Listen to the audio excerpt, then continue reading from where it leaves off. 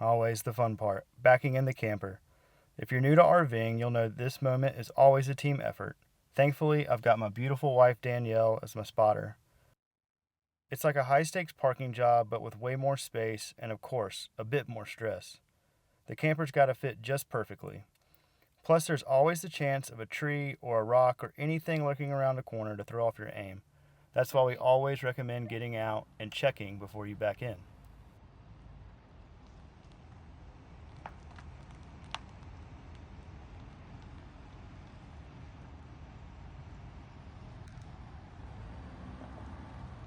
Stop, picnic table.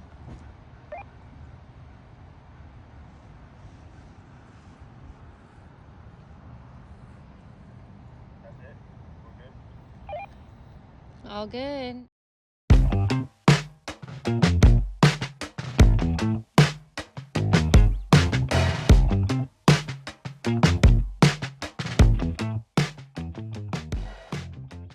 As I said, we were staying at Moss Lake Campground in Shelby, North Carolina.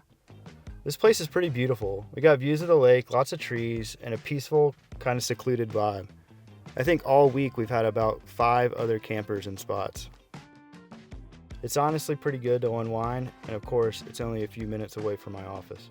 Our spot in particular is right next to the water, which is awesome for the views, but not so great when it comes to the wind blowing in.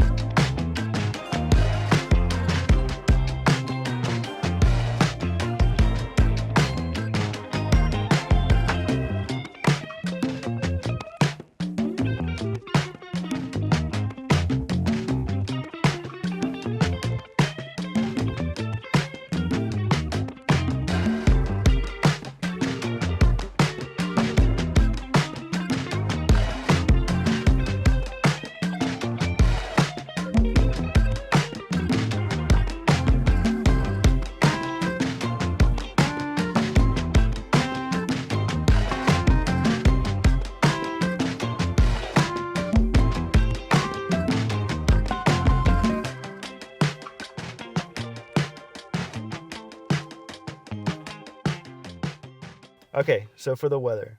When we recorded the video, the high for the day was 30 degrees, so it was never going to get above freezing, and we knew it was going to be cold, but gosh, it was cold.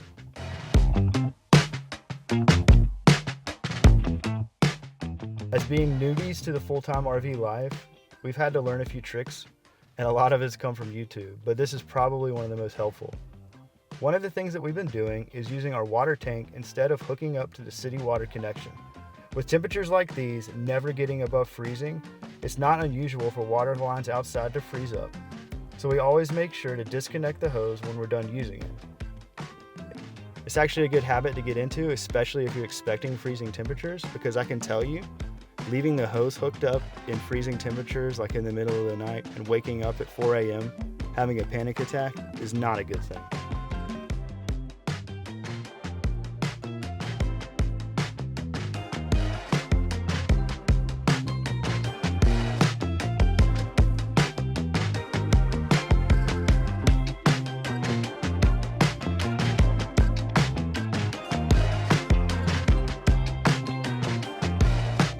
The way that we have it set up now works great for us, but we also use a heated water hose, which helps us a ton when the temps get below freezing.